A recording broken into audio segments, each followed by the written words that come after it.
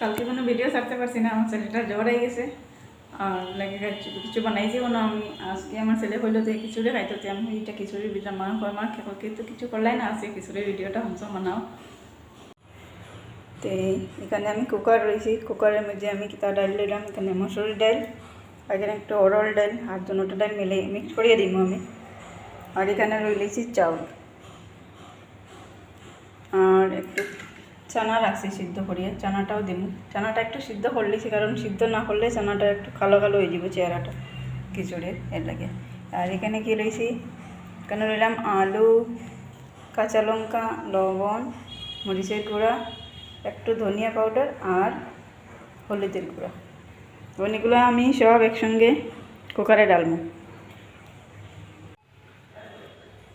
Oral দিছি, এর লাগে এখানে একটু আদা দিলাম আর তেজপাতা দিয়ে। আর আদাটা দিলে অরল ডালের একটা গন্ধ আছে, এটা দিতে করি একটু আদা দিলাম। আমার ডাইল আর চাউলগুলো সিদ্ধ হয়ে গেছে, এখন আমি এটারে সম্বাস দিব। এটা এখানে বসাই লিছি, এটা হইতে আছে। এখন কিতা করলাম, কড়াই বসাইছি একটা, এখানে তেল দিলাই, শুকনো মরিচ দিলাম আর একটু পেঁয়াজ কুচি দিলাম। কাঁচা লঙ্কা আমি আগেই তো দিলাইছি, এখন আর দিয়ার না। এটার একটু ভালো করে ভাজা হইলে লাল হইতো তত সময়।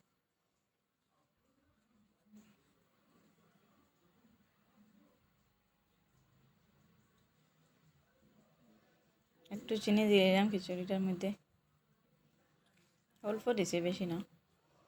আমার দিকে পেঁয়াজ আর মরিচটা ভাজা হয়ে গেছে মোটামুটি, এখন আমি এটারে ডালি দিব খিচুড়ির মধ্যে।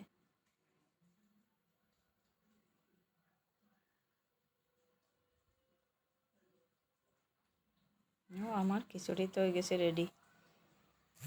ভিডিওটা কিরম লাগলো আমারে কমেন্টে জানাইয়া।